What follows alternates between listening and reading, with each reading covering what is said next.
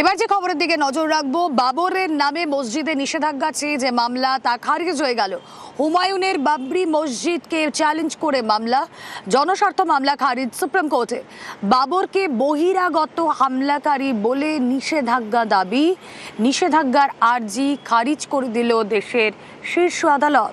বাবরের নামে মসজিদে নিষেধাজ্ঞা চেয়ে মামলা খারিজ।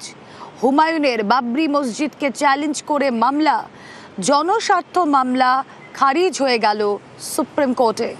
বাবরকে বহিরাগত হামলাকারী বলে নিষেধাজ্ঞার আর্জি খারিজ দেশের শীর্ষ আদালতে।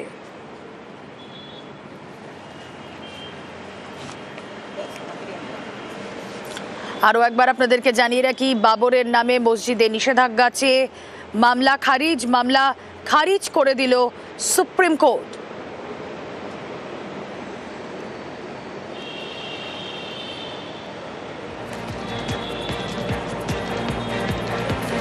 হুমায়ুনের বাবরি মসজিদকে চ্যালেঞ্জ করে মামলা, জনস্বার্থ মামলা খারিজ সুপ্রিম কোর্টে। বাবরকে বহিরাগত হামলাকারী বলে নিষেধাজ্ঞা দাবি, নিষেধাজ্ঞার আর্জি খারিজ সুপ্রিম কোর্টে।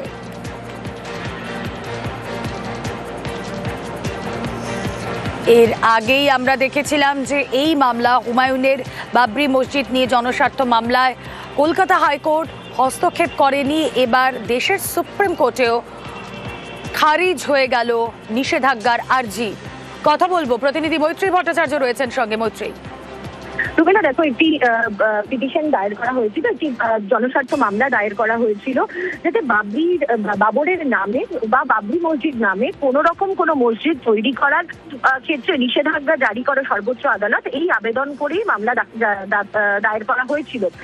সেই মামলা আজকে ওঠে বিচারপতি বিক্রম নাথ এবং সন্দীপ মেহতার বেঞ্চে, এবং বিচারপতিরা এই আবেদনকে খারিজ করে দিয়েছেন। তারা এই মামলার যে আবেদন ছিল, যে সেই আবেদনকে গ্রহণ করে দেয়নি। ফলে এবার বাবরি মসজিদ নিয়ে যে আবেদন সর্বোচ্চ আদালত পর্যন্ত গড়িয়েছিল, সেটা সর্বোচ্চ আদালতেও খারিজ হয়ে গেল। রুমেলা, ওকে।